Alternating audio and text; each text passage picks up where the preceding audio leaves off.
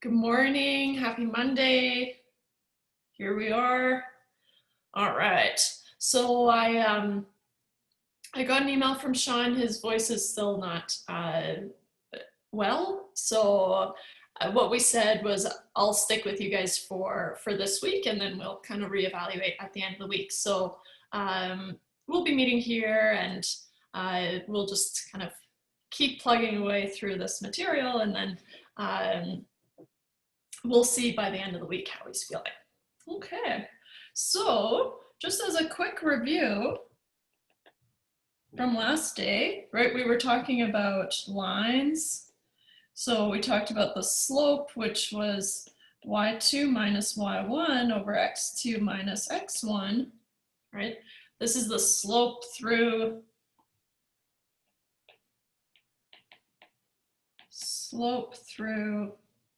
points x1, y1 and x2, y2, right? Just 2 points on a line. Doesn't matter which one you treat as x1, y1, x2, y2, as long as you're consistent with your x2 and y2s and x1, y1. That'll look like a 1. Okay. We talked about the point slope form of a line, right? So the point slope form was y minus y1 is m times x minus x1, right? Here, the point that we know,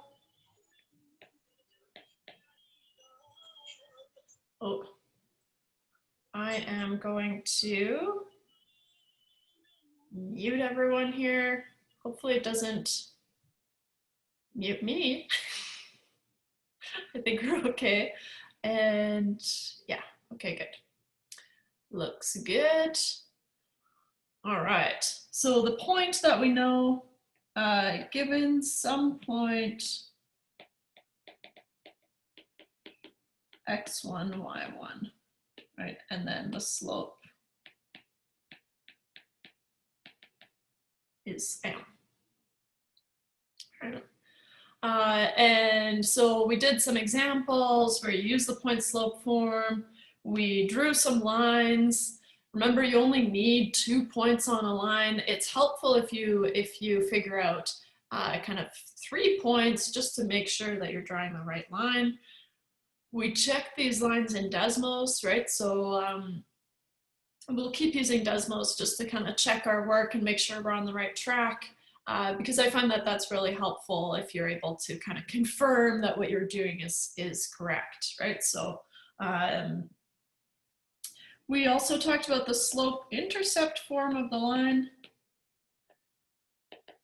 Slope-intercept form, which was y equals mx plus b, right? Where b is the y-intercept, which means x is 0, and b is the y value. And of course, m is the slope. Okay. I said I actually prefer to use this one always, even though this one is more reasonable. If you have to find the equation of a line, which you will absolutely be asked to do, I would say the point slope form of a line is worth memorizing. It's going to be the most useful because you can give it any point on the line, whereas the slope intercept form, it requires the y-intercept. So sometimes you'd have to solve for that, which makes it harder, I think, when you could just arrive at the shape of the line or the equation of the line from the point slope form. However, all your answers, so once you've plugged in your values here, you would solve for y and put it in the slope-intercept form. Okay? So all answers must be given in slope-intercept form. Oops. slope intercept form. Okay, so your final answers, all final answers must be given in the form y equals mx plus b. That's typically how we report a line. Okay, and of course we can't review all of last day, but we talked about vertical lines. Well, I guess I haven't been doing bullets. Vertical lines kind of look like something like this. We have the form x equals a, right? So it's just some vertical line. What happens is, because there's a lot of rise, right, but no run, so you're dividing by 0, so it's undefined. So this one has no slope. Okay. Whereas a horizontal line, oops. Horizontal lines kind of look like something like this. Y equals b, let's call it. Okay. And if you think about rise over run, well, the rise here is nothing because you've got this horizontal line. So you've got 0 divided by a huge run, but 0 divided by anything is just going to be 0. So the slope here is 0. Okay. So that's kind of where we ended up last day.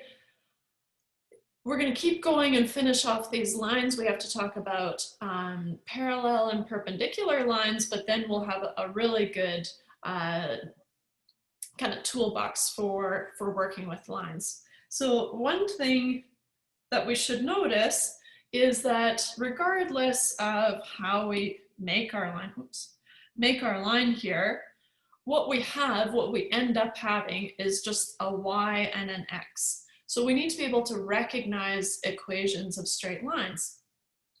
And so if you see an equation and it has a y and an x, and the highest powers of y and x are 1, then you have a straight line. You can rearrange it into something like y equals mx plus b. So the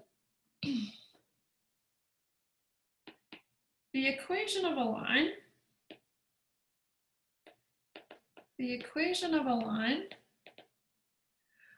is called a linear equation, and if you think about it, it makes sense, right? But sometimes I find that people are kind of taken off guard when you call it a linear equation, but just remember it's a straight line. Okay, so linear line. Okay, so the equation of a line is called a linear equation. A linear equation in x and y, since both variables are to the power of 1. Since both variables are to the power of 1. Okay. So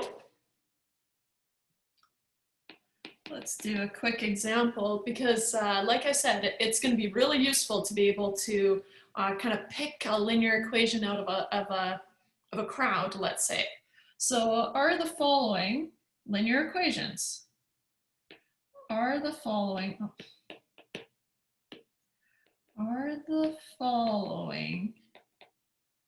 linear equations?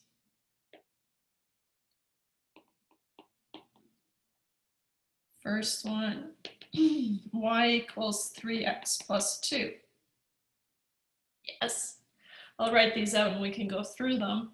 Y squared equals 4x minus 2. Root y is 5x squared minus 2. And 4y is negative 7x. All right. So the first one, right? It's in the form y equals mx plus b, so it definitely is. Yes, y equals mx plus b. Okay. The second one, right, I have a y to the power of 2, but what we just decided here is that x and y can only have a power of 1, right? So for that reason, we can't seem to get rid of this y to the power of 2. Even if we took the square root of both sides, it would make things kind of nasty. And I would be taking some form of the square root of x, which would ruin the power of 1 anyways. So here, this one is no, since y to the power of 2, right? We can only have a power of 1 on each of your x's and y's. So here, kind of similar situation. Now I've got y to the 1/2. Remember, to take the square root, it's really y to the power of 1/2. And then I've got an x squared. Even if I wanted to shake out the y, I would have to square both sides. Squaring this would only make the power of x higher than 1, right? And so this one is also no, since root y and x squared. So you're just looking at the powers of x and y. If you can rearrange things into the form of y equals mx plus b, then you have a linear equation. This next one, I've got a y and an x. I can divide both sides by 4 and have it in the form of y equals mx plus b. The b just happens to be 0 in this case. Yes, y equals mx plus b. I guess I'll do. How about that? Okay, so it's really good to be able to recognize linear equations. Let's talk about parallel and perpendicular lines.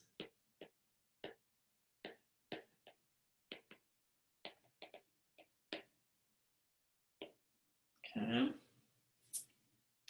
Parallel lines look like this, right? So they can have different y-intercepts, but what's going on here is that they have the same slope. So parallel lines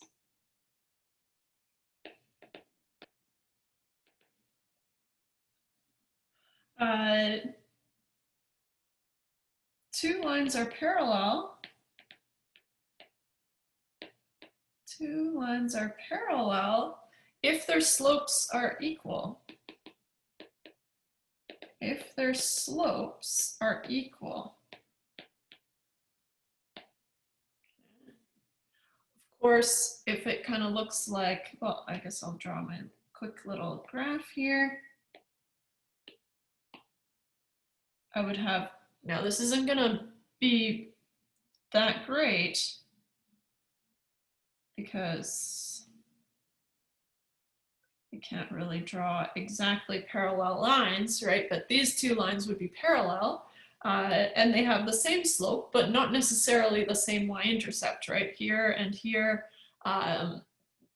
they actually usually have a different y-intercept. So here, same slopes, different y-intercepts. Okay. So what does that look like? Well, mathematically, what we say is that if you have y equals mx plus b,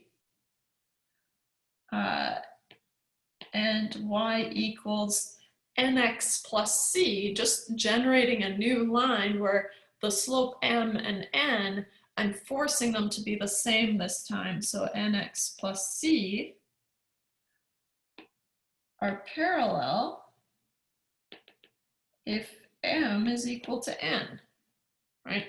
Mathematically, two lines are parallel if their slopes are equal. So y equals mx plus b and y equals nx plus c are parallel if m equals n. So this is what you would do if you're asked to find, you know, are these slopes parallel, or are these two lines parallel, yes or no? Well, you would check to find the slopes of each of them, and if they're the same, then they're parallel. If they're not, the other option, okay, is perpendicular lines. Perpendicular lines. Two lines are perpendicular. Oops, missing a P here. Perpendicular if their slopes are negative reciprocals. Not as easy to wrap our heads around kind of non-mathematically, but I'll show you what it means mathematically, and it's not so bad here.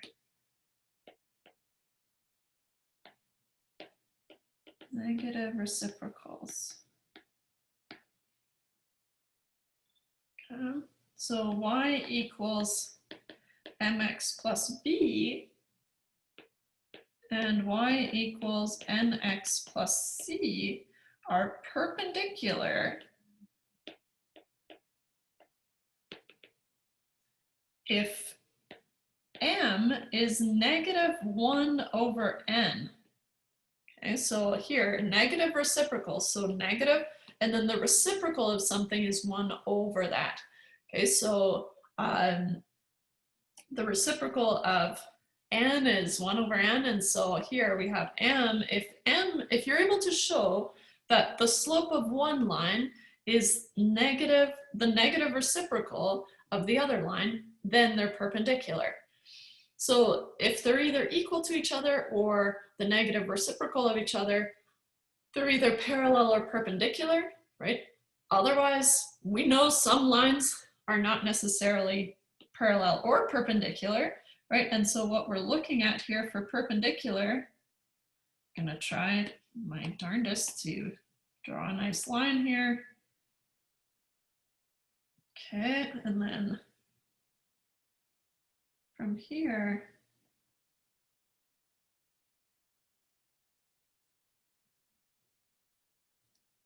trying to get a 90-degree angle here. I think I did a pretty good job.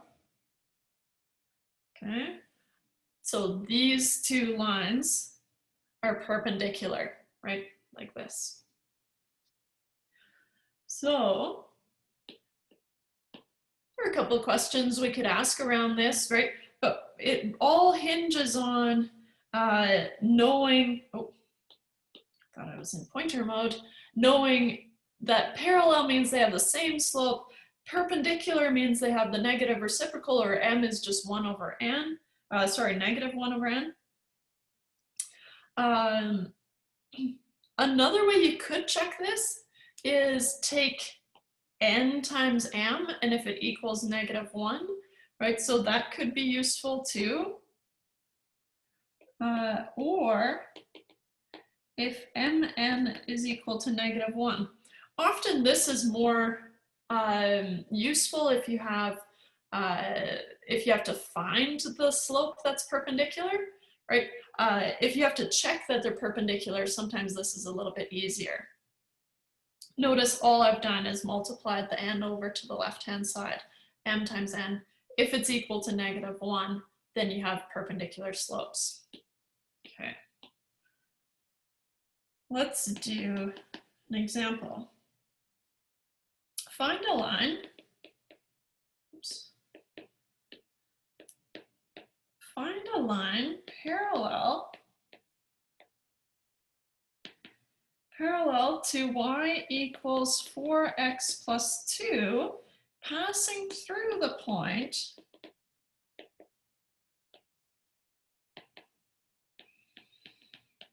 passing through the point 5, negative 1. Okay, so here, right, if I have to find a slope or a line that's parallel, well, parallel, they're gonna have the same slope. Here I can see, I don't have to do any work, I can see that the slope is positive 4. and it's going through this point. So now I'm going to use the point slope form of the line. And so we see the slope must be 4. So m is going to be 4. Okay. Finding equations of lines, like I said, it's going to be the easiest way to do it is going to be to just use the point slope form of a line. So we use y minus y1 equals m times x minus x1. Here, we'll use a different color here. This is x1, y1, right? In here, x1, y1. So we can substitute these values in. Y minus negative 1 is 4 times x minus 5. Okay. So I'm going to solve for y because I always need to have this in the form y equals mx plus b. So here, y plus 1 is 4x minus 20. So then if I subtract 1 from both sides, I get y is 4x minus 20 minus 1. So y is 4x minus 21. And then now it's in the form of y equals mx plus b. So now I'm done, right? This would be the equation of the line that's parallel to 4x plus 2, right? With a slope of 4. We can check these, right? We can't really check if they're parallel, but we can look to make sure that they look parallel in Desmos. So we've got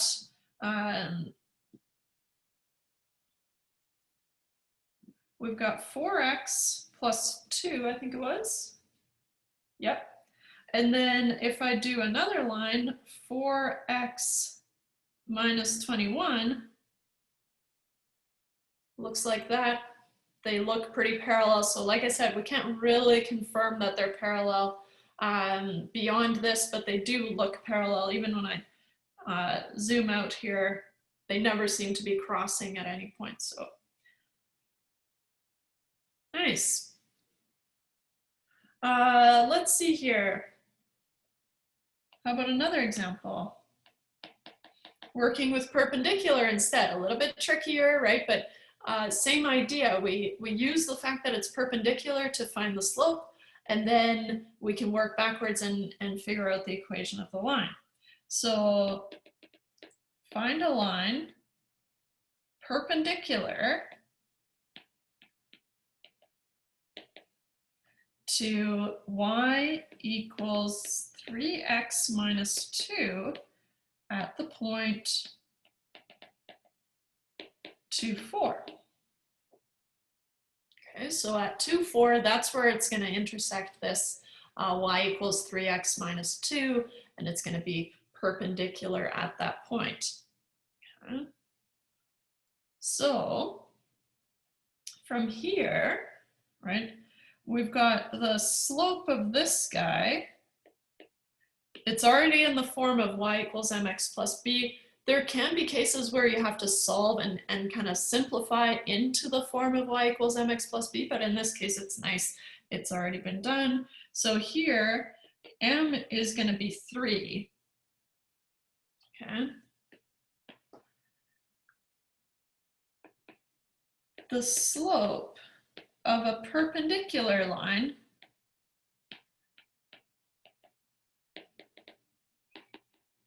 is, well, I'll use m equals 1 over n, negative 1 over n. Okay. Another way I could do this is I could call this n. It's just that usually the first one that appears, I call it m, and the second one that appears, I call it n. It doesn't really matter. So I can put in 3 here just so I can be consistent. And the first slope I see is going to be m, and the second one I see is going to be n. Doesn't matter. Right? I'll say or n equals 3. 3 is negative 1 over n. Solving for n here, I would have to, whoop, hey, what happened? There. solving for n here, I'd have to multiply the n over here and then divide by 3. 3n is -1, and so n is -1 over 3. Okay. The other way we could do it, right, is why I said it's a little bit easier, right? Or if n equals 3, then you've got m is -1 over n, so m is going to be -1 over 3, puts you at that perpendicular slope either way, right? So just regardless of how you do it, slope of the perpendicular line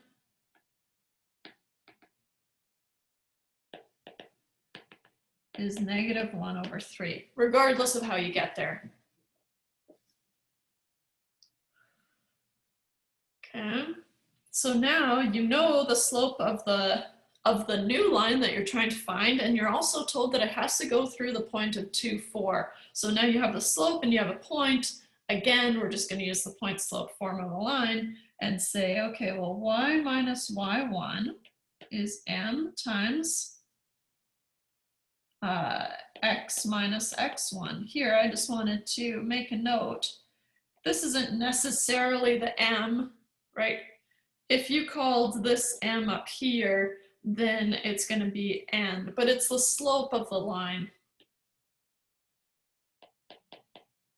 right? From here. Whee.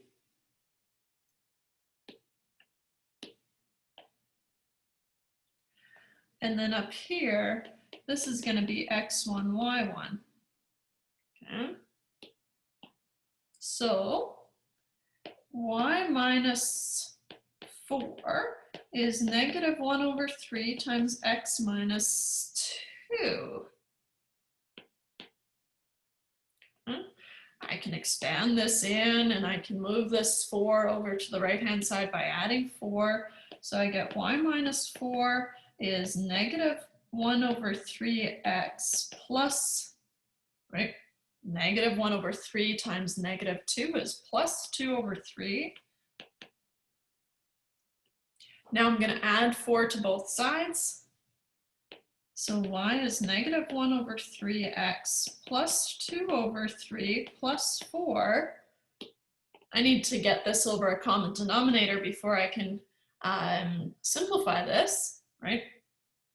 And so what I'm going to do is I'm going to multiply this 4 by 3 over 3 to force that denominator of 3.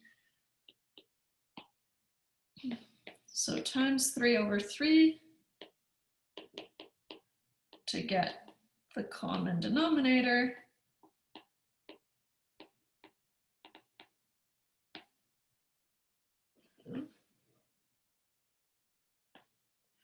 So now I get 2 plus 12 over 3.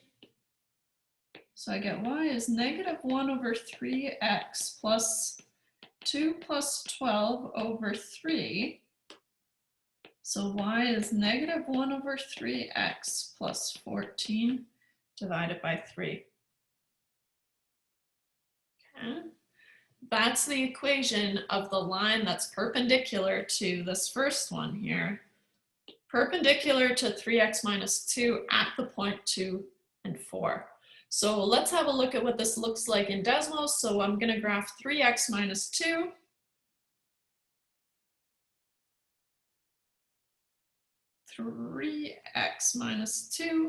And then the perpendicular line, right, that I found was, here we go, -1 divided by 3, step it up to x, plus 14 divided by 3. And when you're typing these in, make sure they look the way that you think, right? I can zoom in here. Sure, when I'm zoomed out, they look perpendicular. What a relief, right? And so you can zoom in here, you can tap on these, and it looks like they're perpendicular at the point 2, 4. So it looks like it did what I wanted it to do, which is always a nice thing to find.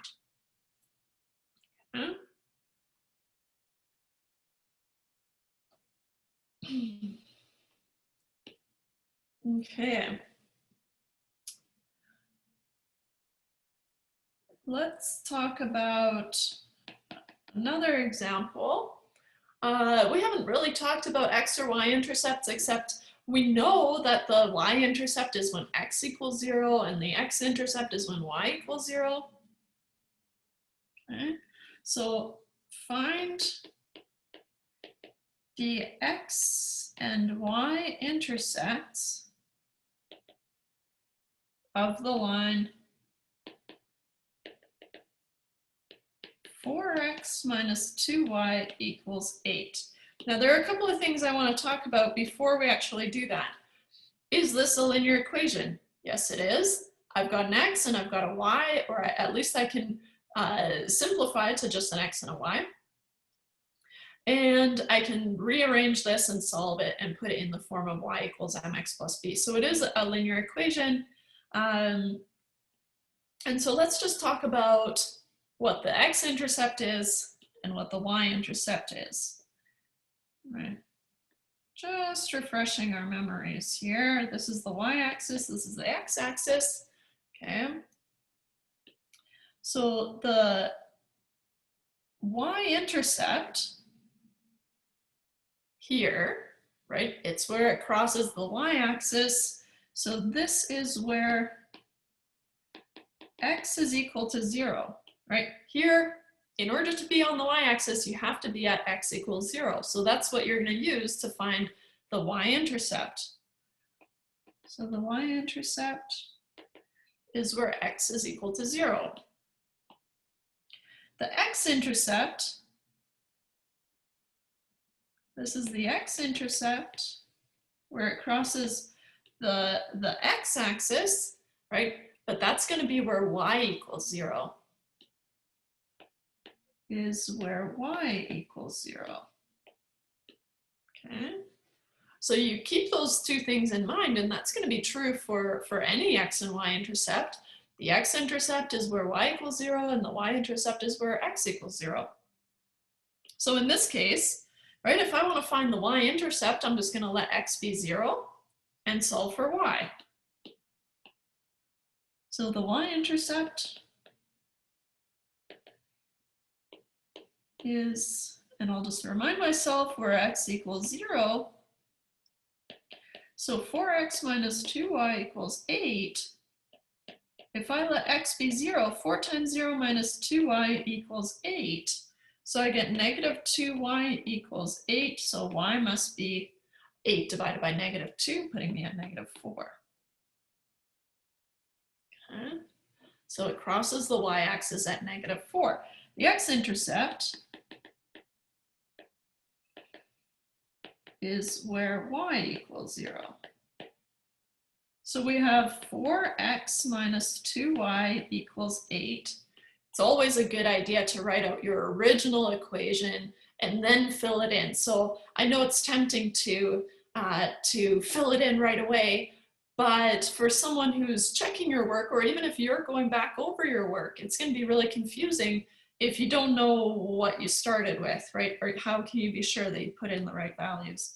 So when y is 0, we get 4x minus 2 times 0, which is 8. So we get 4x equals 8, so x must be 2. So those are x and y intercepts of this line, which you can confirm in Desmos, right? You can even draw things like this, 4x minus 2y equals 8. So let's see here. Hopefully I haven't actually checked. 4x plus 2y is equal to 8. So the y-intercept is at 0, 4, just like we found. And, oh, there, sorry. The x-intercept is at 2, 0, which is exactly what we found.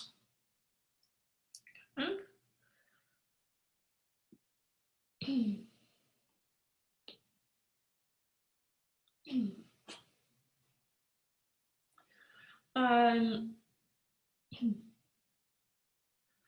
There are a couple of ways that we can graph a line, right? So you can either be given 2 points on the line and then you need to draw this line, or if you just have the equation of the line, then you might be better off just, you can find 2 points, so you pick convenient values to evaluate the line at, and then you figure out what some points on the line are, and then you draw those points on your graph, and then you connect the line.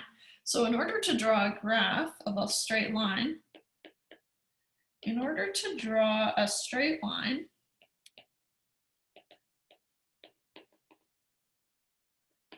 we only need 2 points.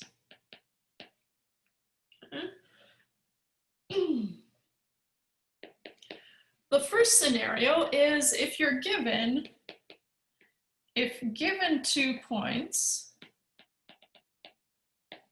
draw them and connect the points and extend the line. Draw them and connect the points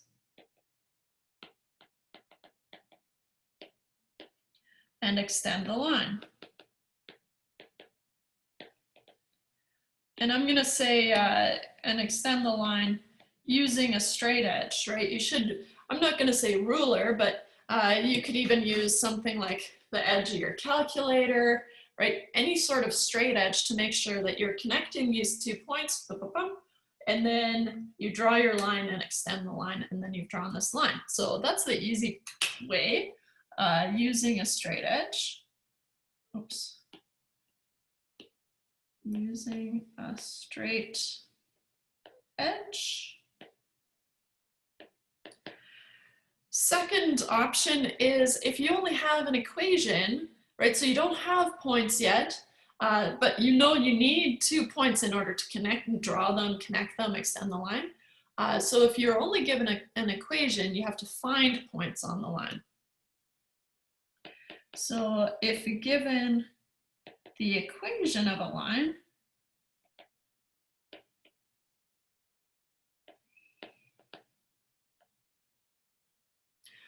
use a table of values. So it's just easiest if we organize it like a table. Use a table of values to find 2 or better 3, right? Ideally have 3 just in case, right, as a little check-in point. So to find 2, in general, in Shaun's notes, he wants 3 points, and that's a good thing, right? So I just want to let you know that he'll be looking for 3 points. You only really need 2 points. The third one is just a safe bet, okay? So, or better, 3 points. To find 3 points on the line,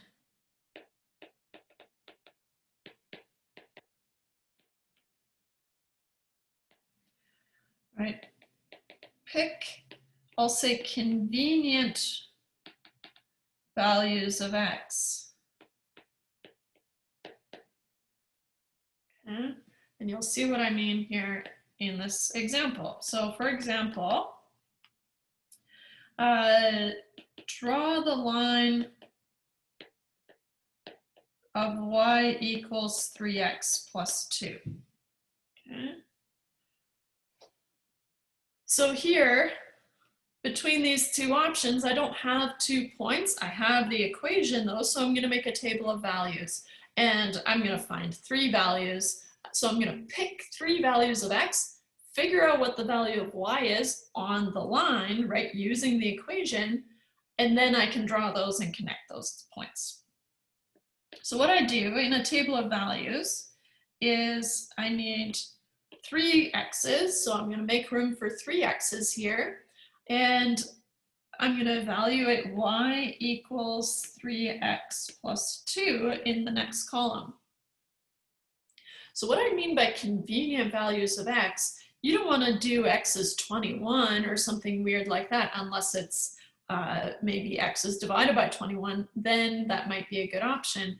But in general, when I'm looking at something like this, convenient values of x for me are 0, 1, maybe 2. If you've got x over 4, I would do multiples of 4, right? 0, 4, 8, just to make the math a little bit easier. So convenient values of x depend on the equation.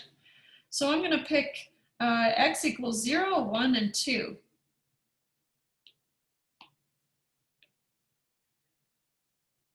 Can pick any value of x. Right. So now what I'm going to do is I'm going to plug in 0 for x in y and solve for y. So y equals 3 times 0 plus 2, which is just 2. For the second one, I get 3 times 1 plus 2, which is 5. And y equals 3 times 2 plus 2, which is 8. Okay. So now my points, my xy points, right, that I've found are 0, 2, 1, 5, and 2, 8.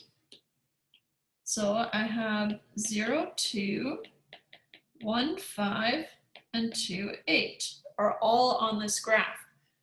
So now notice I have 2 points, I have 3 points, right, just to make sure that they're all kind of on the same path.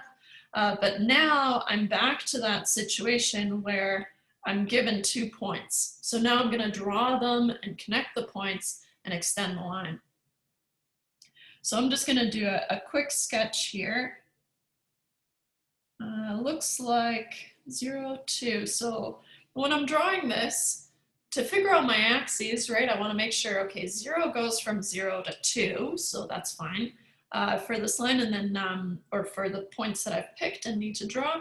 Y goes between 2 to 8, so I want to make sure I have enough room on the y-axis for all of these.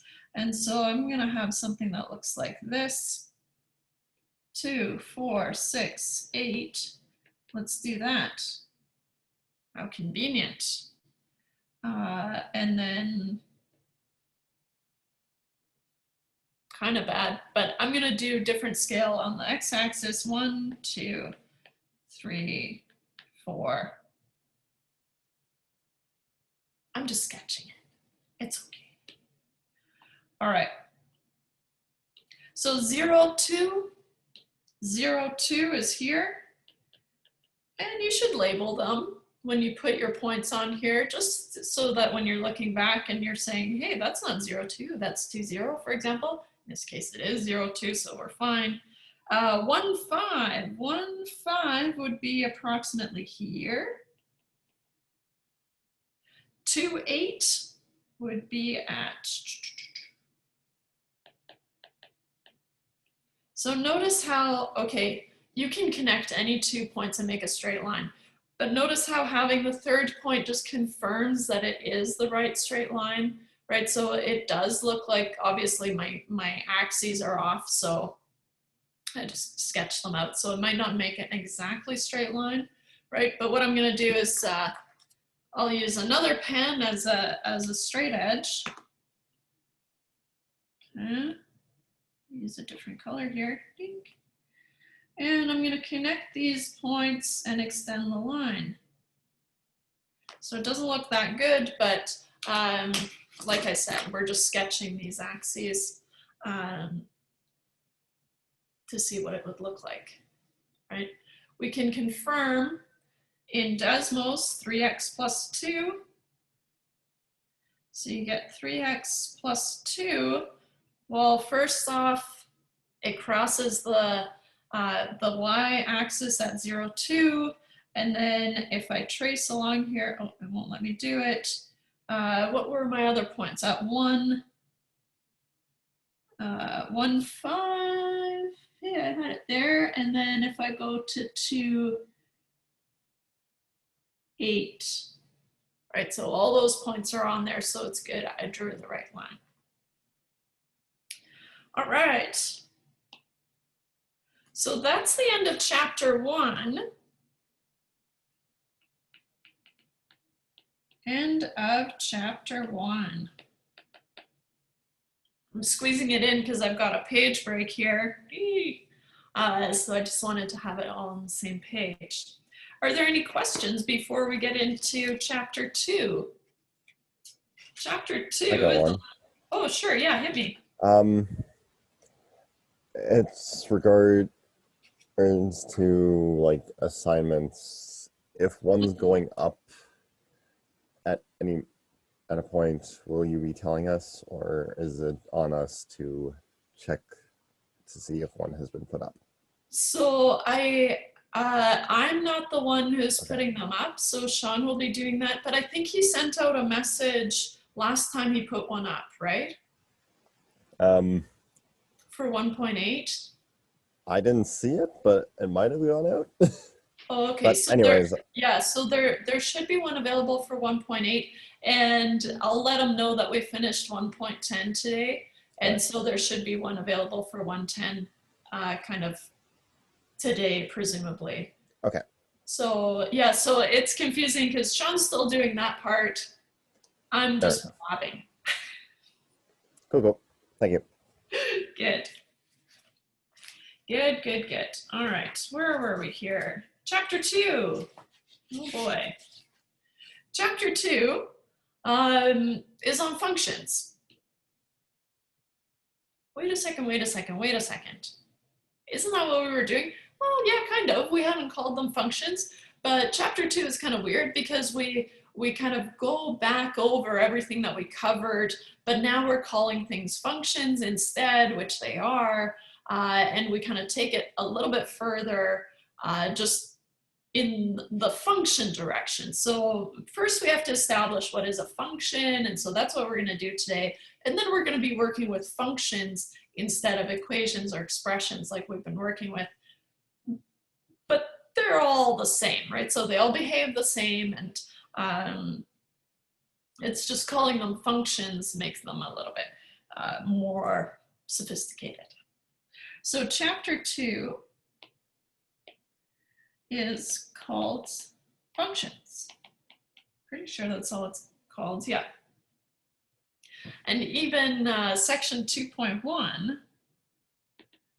section 2.1 is also called functions, but it's just kind of establishing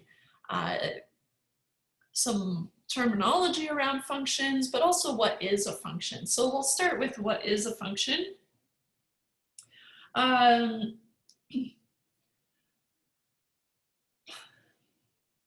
Shaun's nice, he gives you a little preview. I usually just jump in, but we're gonna evaluate functions, we're gonna talk about the domain of functions, and we're also gonna talk about piecewise functions, which you've already seen actually in the absolute value function.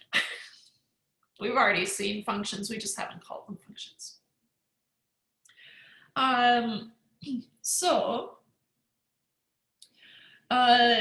when one value depends on another value, so when an output depends on an input, for example, then you have a function.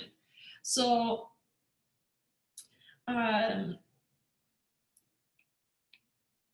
when an output depends on an input, we have a function.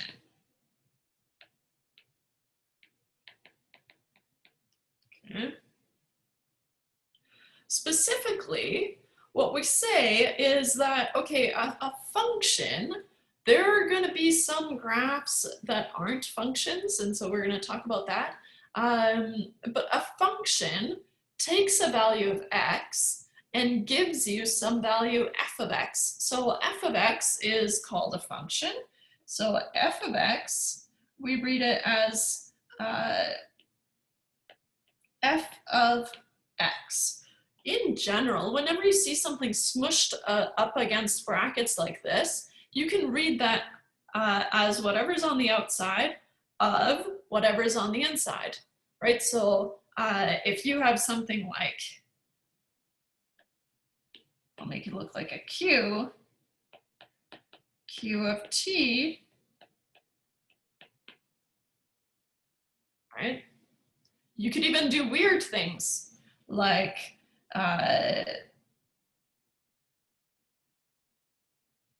How weird.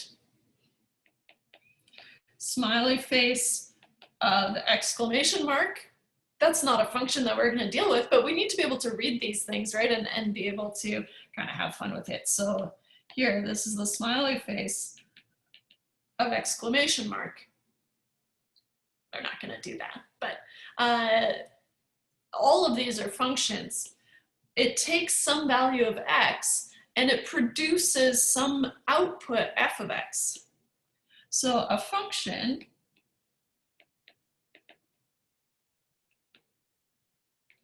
takes an input x and produces an output, and produces an output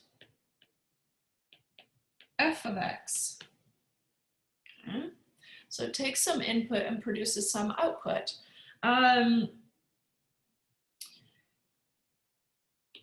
Each input, okay, can only yield one output. Okay. So what that looks like, right, we're going to talk about it graphically, which is the easiest way to look at it, is at each value of x, you can only have one point on the graph.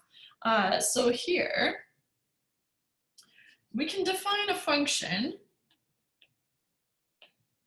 We can define a function f. And I should say, whatever's on the outside, this is the name of the function. Okay, only referring to the f, the q, or the smiley face. So this is the name of the machine that produces the output, right? Whereas the overall output is f of x. F is the function, f of x is the output. So just to clarify there, I'll put a circle around that. Okay, so we can define a function f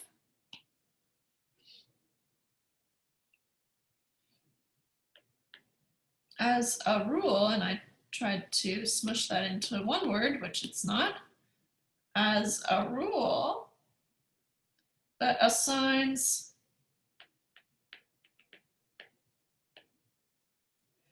to each element x, in set A, exactly one element f of x, exactly one element f of x in a set B. You probably haven't talked too much about sets, but we usually use capital letters. And A in this case is going to be called the domain, right? All the possible inputs. And B is going to be called the range, which is all the possible outputs. So here I'll add that this is the domain and this is the range. Okay.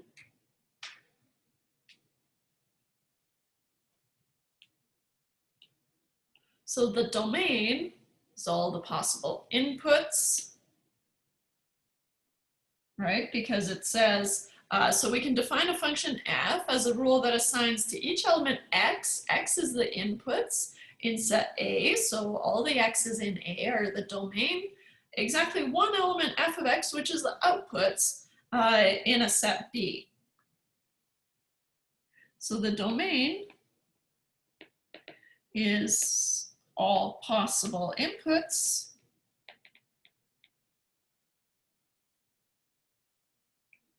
and the range is all possible outputs.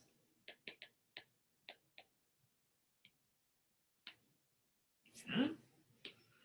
What we'll find is that the domain and range are pretty reasonable to find graphically. The domain we can even find algebraically, so using math, and I'll show you how to do that in a little bit.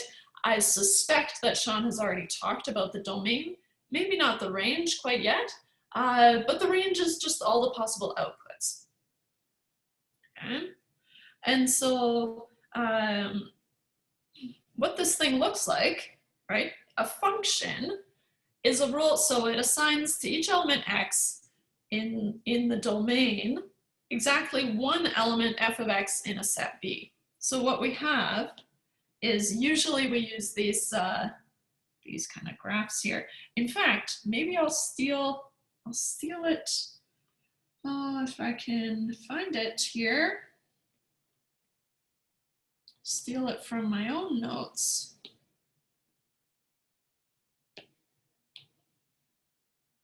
Okay.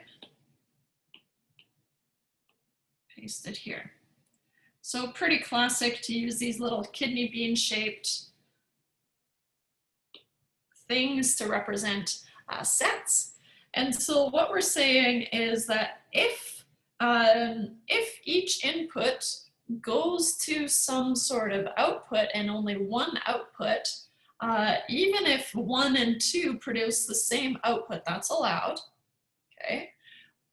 This is going to be a function. So the whatever the machine is f that takes a value from A and puts it in B, so 1 goes to 20, for example, 2 goes to 20 as well, 3 goes to 30, and 4 goes to 40. We don't know what machine made that happen. That machine is the f, right, the actual function. Whereas if you have something where 1 goes to 10 and 2, notice, is going to 20 and 30. That makes it not a function, right? So if 2 can give you 2 possible outputs, then it's not a function, right? Or if a value in the domain can give you 2 possible outputs, not a function. It can still exist, but we can't call it a function anymore, okay? So the key is we have to have each element in, so each x maps to one value of f of x. I'll scoot this over here.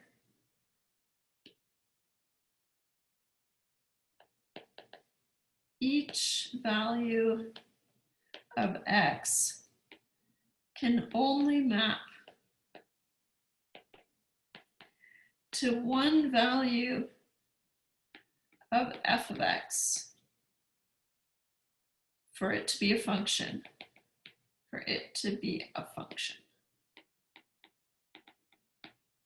Okay.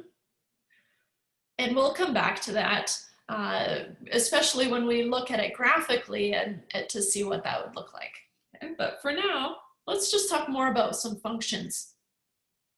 So we've introduced function notation here, right? So we know how to read this thing, f of x, q of t, right? T being the input here. Our silly example, smiley face of exclamation mark, explanation. Right, and so the smiley face is the machine and the exclamation mark is the input, and then the smiley face of exclamation mark is the output. So we need to keep track of those 3 things. Okay, so evaluating a function. So to evaluate a function,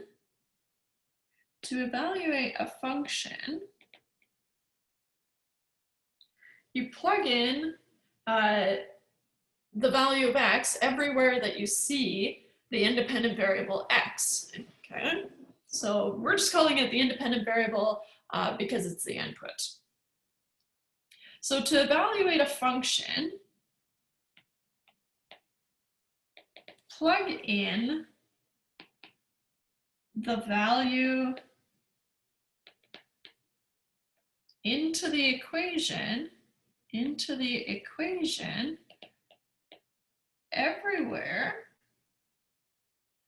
everywhere you see the independent variable x. See the independent variable x. So for example, if I tell you that f of x is equal to x squared minus 4x plus 2, okay, and I want you to find f of 2 and f of -1. Okay, you have to do these individually, right? But what it says is, okay, well, if f of x is just x squared minus 4x plus 2, then if I want to find f of 2, all I'm doing is I'm replacing the x with 2, right? Which means I have to replace this x with 2 and this x with 2. Keeping in mind BEDMAS still is a thing, of course.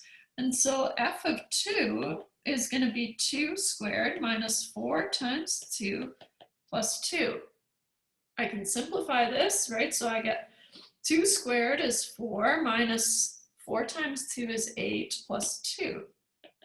So I get 4 minus 8 plus 2, which is going to be 4 minus 8 puts me at -4, and then plus 2 puts me at -2.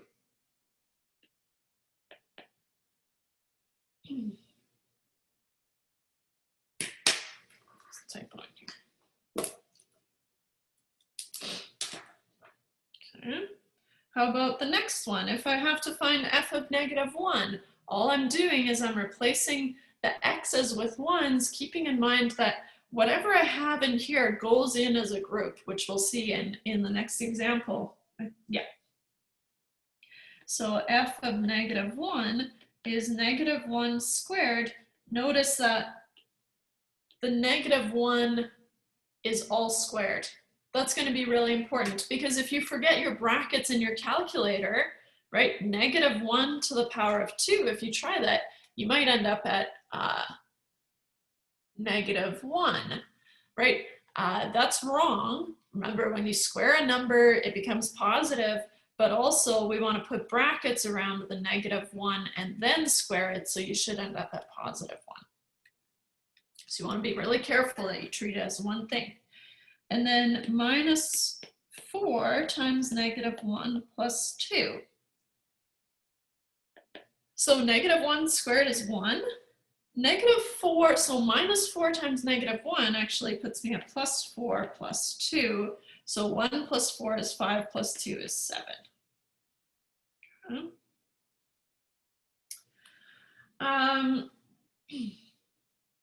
Let's see here. I was just trying to remember what time we ended at. I think we have another 15 minutes. So find f of x plus h, okay, and f of x squared. Do not simplify for now. Okay, so again, I'm assuming we're going to have to use, I don't have another function that I've been presented with, so I'm just going to keep using f of x is x squared minus 4x plus 2. Recall f of x is x squared minus 4x plus 2. Okay. So now, here's a tricky part. Remember what you've got inside the brackets, right? Your input stays together, just like the -1 was one thing when you put it in. When you plug in x plus h, it's one thing, okay? Same thing with x squared. You have to keep that together and it just replaces x. So what does this look like? I'll call it A.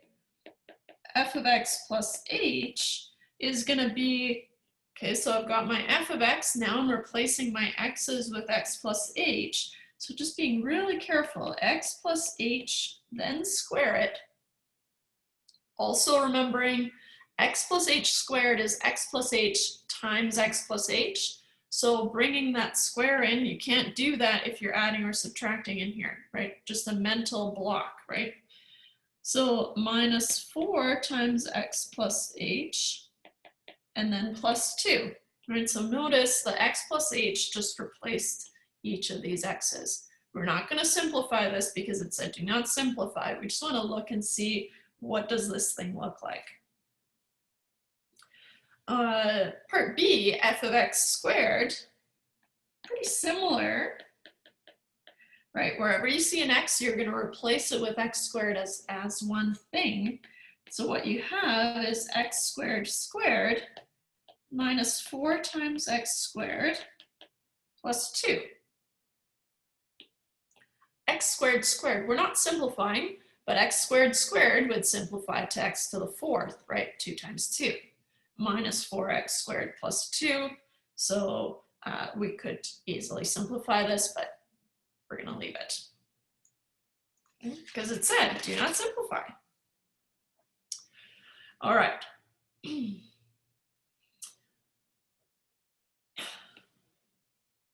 Let's talk about the domain.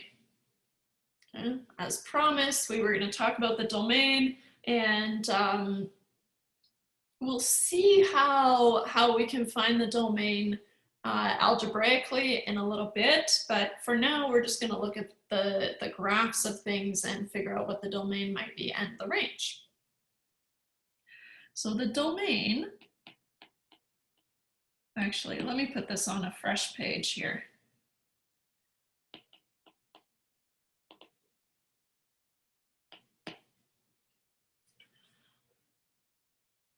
The domain of a function is the set of all possible inputs.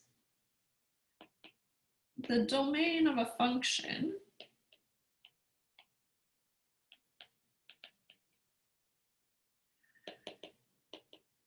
is the set of all possible inputs. So x values for the function.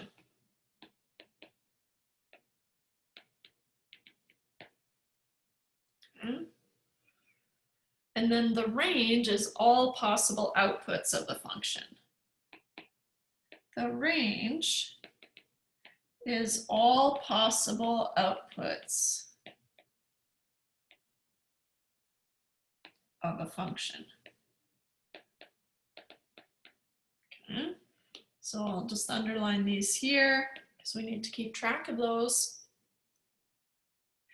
Outputs are essentially y values. Oh, maybe I'll put those here. Oh, that doesn't really say values. Okay, so the outputs, you can think of them as y values.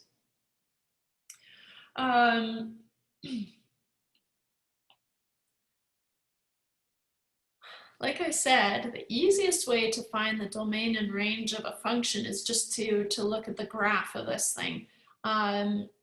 Algebraically, we need to remember that we can't divide by 0 and we can't take the square root of a negative number. And I'm not sure if Shaun has talked about logs yet. I wouldn't have at this point, but he likes to introduce them, so I think he might have, because I think I've seen some logs in your notes, but we can't take the log of a negative number, right, or 0, so it has to be a positive number. So algebraically, right, we can figure out what inputs are allowed, right, and that would give us the domain, or in a graph we can have a look at what these things look like. So the best way, the best or the easiest way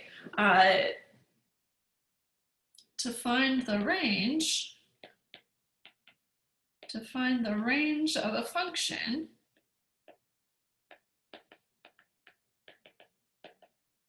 is to inspect the graph.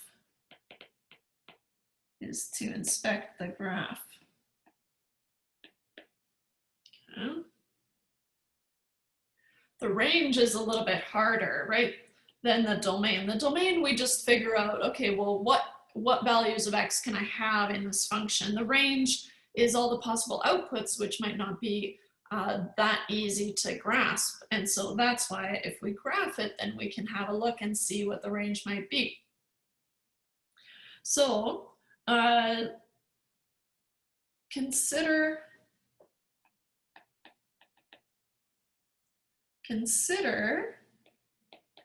f of x is 1 over x g of x is the root of x, and h of x is going to be x squared in Desmos.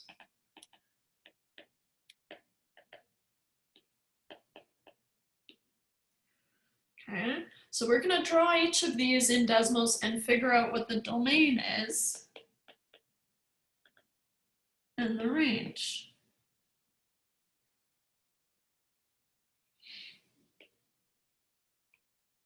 Like that. I guess I should divvy it up like that. So the domain, we know just because we can't divide by 0, and so the domain here, x can't be 0. X can't be 0. But what that means for the range, what does that mean for the outputs? Well, we'll see in our graph, right? Here, x has to be greater than or equal to 0. And then in x squared, I'm allowed to put in any value of x into x squared, which means my domain is the set of real numbers. X is in the set of real numbers. Now, I'll make my real numbers a little bit nicer. Hopefully that's the notation, or from negative infinity to positive infinity, either way. So in Desmos, we said we can draw 1 divided by x, and if I zoom out, it looks like this, right? So notice how they kind of, at x equals 0, they just kind of pass each other. They never actually are anything at x equals 0. And the outputs kind of go from when x is negative infinity, they go and they move in as x goes towards 0, and then the outputs become really, really large and negative. Here, as x goes towards 0, right, from the right-hand side, these values shoot up and become large and positive. So we get a pretty good idea of what this thing looks like just from the graph. The root of x, now we're talking about this red graph, right? The red graph is going to be the root of x. Notice that it's allowed to be at 0, 0, otherwise it would kind of show that it's an open dot. And all the values larger than 0. If we look at x squared, that's the blue graph, right? And so the blue graph will, even though it doesn't look like it, those arms of the parabola keep going to negative infinity and positive infinity. They just take a long time to get there, right? So the y's, the outputs are increasing steadily, right? But also the x's, they're allowed to span as far out as infinity in either direction. Now, can I take a screenshot? I think. Now, how can I put this in here? You know what? I feel like, no.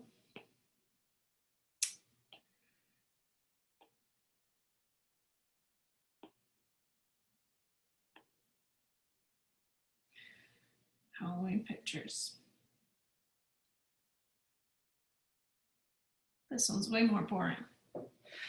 But, so here, right, the blue graph is our x squared, the red graph is our root x, and then 1 over x is that black graph, right? So I'll just keep it in there. So now, if we're talking about the range of these things, right, 1 over x, well, the range is all the possible outputs. And so it looks like we'll have a range where we can't be at 0 either, right? And if you think about it, this thing will never get to 0 because 1 over something is never going to be 0. And so here, the range f of x is not equal to 0.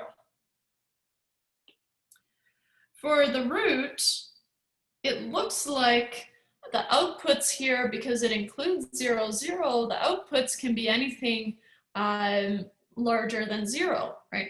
In fact, it goes from 0 to positive infinity, and so here f of x is greater than or equal to 0. Makes sense, right? All our square roots are going to give us positive values because we can't get negative values out of something that's positive. And then here for our x squared, right, x squared goes from 0, and this particular parabola, right, stretches all the way up. So x, or f of x, sorry, I said x, but I meant y. F of x is just greater than or equal to 0.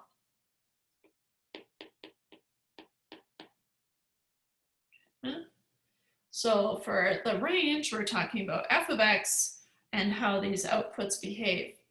Notice that using f of x and y, we can use those interchangeably. And that's going to be really nice to keep in mind. Until we kind of have that under control, it's going to be a little bit confusing. Notice that we can use, use f of x and y interchangeably.